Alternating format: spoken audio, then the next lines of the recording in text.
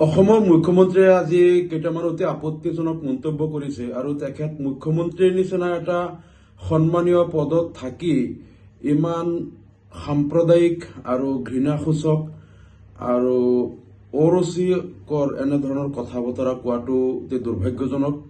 তেখেতে এটা কথা কৈছে যে গৰুখুটিত তেজৰ ফাকুৱা খেলা সকলক আমি বিদায় দিছো। গৰুখুটিত যিসকল লোকক উচ্ছেদ কৰিছে তেওঁলোকে তেজৰ ফাকুৱা খেলা নাছিল, তেওঁলোকে তাত খেতি পথাৰত শস্যৰ ফাকুৱা খেলিছিল, শস্যৰ খেল খেলিছিল।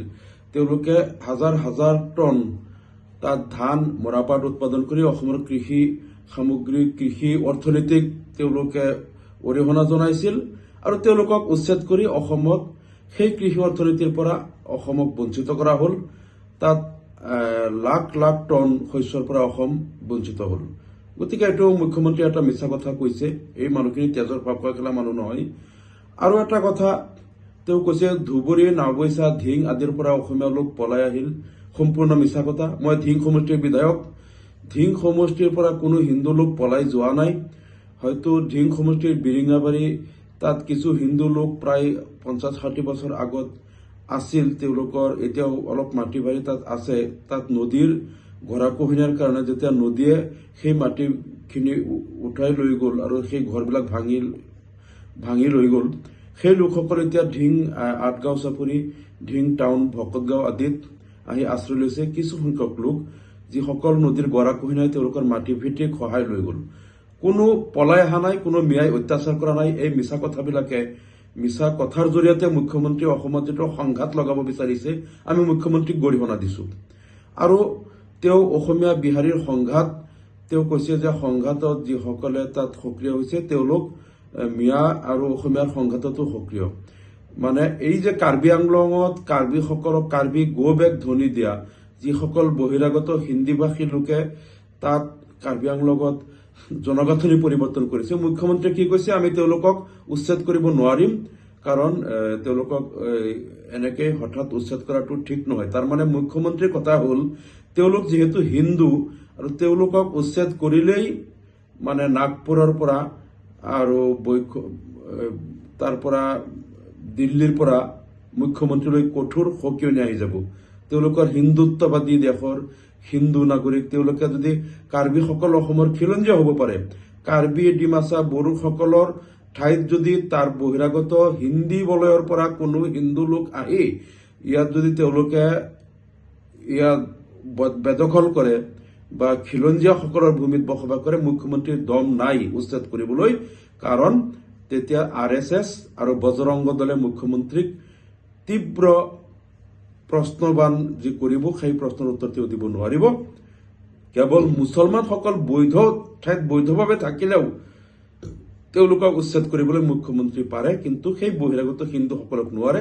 লাগিলে অসমৰ খিলঞ্জীয়াসকলক তেওঁলোকে কাৰ্বি গো বেক বা কাৰ্বিৰ দৰে খিলঞ্জীয়া লোকক লাগে তেওঁলোকে বেদখল কৰক বা তেওঁলোকক অত্যাচাৰ কৰক, তেওঁলোকৰ বিৰুদ্ধে মুখ্যমন্ত্ৰীৰ দম নাই। আৰু মুখ্যমন্ত্ৰীয়ে এটা কথা কৈছে, হয় আমি থাকিম নহলে তেওঁলোক থাকিব।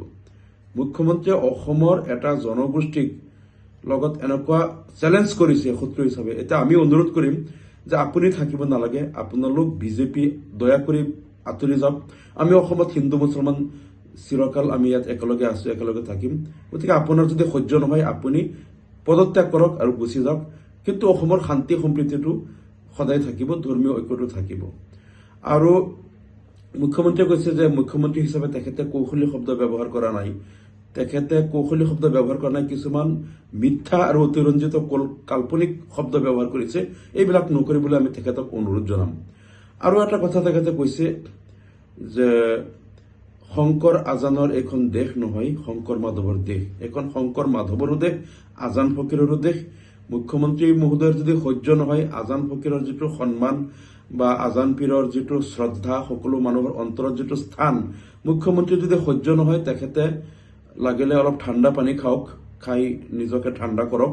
কিন্তু শংকৰদেৱৰ যিটো স্থান, মাধৱদেৱৰ স্থান, আজান ফকীৰৰ যিটো স্থান, হিন্দু মুছলমান সমন্বিতে সকলো মানুহে তেখেতসকলৰ যিটো শ্ৰদ্ধা কৰে আৰু তেখেতসকলৰ যিটো আধ্যাত্মিক শক্তি, মুখ্যমন্ত্ৰী হিমন্ত বিশ্ব শৰ্মা নিচিনা মানুহ হাজাৰজন মানুহ আহিলেও তেখেতসকলৰ আজান ফকীৰৰ শংকৰদেৱৰ তেওঁলোকৰ এটা কেই আঙুলিৰ সমানো হ'ব নোৱাৰে, কাৰণ তেওঁলোক আছিল অতি পুৰুষ, আধ্যাত্মিক পুৰুষ।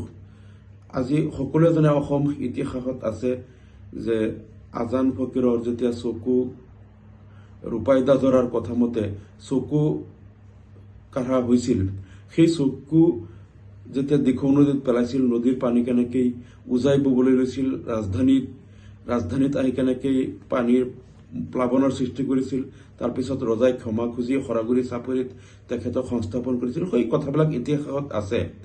গতিকে মুখ্যমন্ত্ৰী হ'ব পাৰে, ক্ষমতা অস্থায়ীভাৱে কিছুদিনৰ কাৰণে ক্ষমতাত থাকিব পাৰে, কিন্তু তেখেতসকলৰ নিচিনা মহাপুৰুষ শংকৰদেৱ, আজান ফকীৰ, এনেকুৱা মহাপুৰুষৰ এটা কিয়া আঙুলৰ সমান আমি নহ'ব নোৱাৰিম।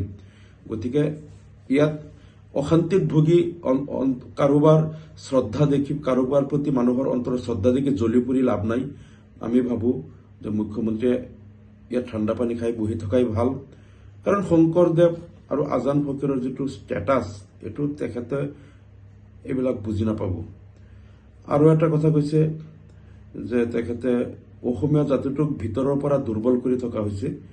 ভিতৰৰ পৰা দুৰ্বল কৰি আছে বিজেপিয়ে, আৰু বিজেপিয়ে এই জাতিটোক থানবান কৰি আছে। গতিকে আপোনালোকক আমি অনুৰোধ জনাম যে ভিতৰৰ পৰা দুৰ্বল নকৰিব। আৰু কৈছে যে শংকৰ আজানৰ দেশ বুলি আমাৰ যুদ্ধটো মানে দুৰ্বল নকৰিব, তেখেতে কৈ আছে। তেওঁলোকৰ যুদ্ধটো অসমীয়া জাতিক থানবান কৰাৰ যিটো যুদ্ধ, এই যুদ্ধটো দুৰ্বল হ'বই। অসমখন অসমীয়া জাতি কোনো ধৰ্মৰ ভিত্তিত গঢ়ি উঠা জাতি নহয়। ইয়াত সকলো ধৰ্মৰ লোকে নিজকে অসমীয়া বুলি প্ৰাণপণে অসমক ভাল পোৱা সকলৰ জাতি। গতিকে ইয়াত আজান ফকীৰো থাকিব, শংকৰদেৱো থাকিব, হিন্দুও থাকিব, মুছলমানো থাকিব। গতিকে ইয়াত মুখ্যমন্ত্ৰীৰ যিটো যুদ্ধ অসমীয়া জাতিক ধৰ্মৰ ভিত্তিত থানবান কৰাৰ, এই যুদ্ধটো আপুনি বন্ধ কৰক।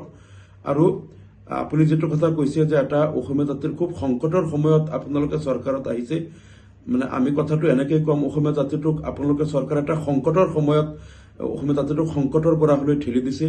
গতিকে অসমীয়া জাতি কেতিয়াও সংকটত নাছিল, আপোনালোকে সংকটত পেলাইছে।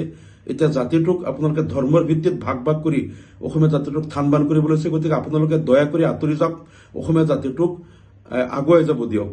আৰু মুখ্যমন্ত্ৰীয়ে যিটো কৈছে যে দুৰ্ভাগ্যৰ সময়ত আপোনালোক আহিছে, অসমীয়া জাতিৰ দুৰ্ভাগ্য আপোনালোকে নমাই আনিছে। গতিকে আপোনালোকে জাতিটোক দুৰ্ভাগ্যৰ পৰা উদ্ধাৰ কৰিবলৈ আপোনালোকে ক্ষমতাৰ পৰা আঁতৰি যাওক।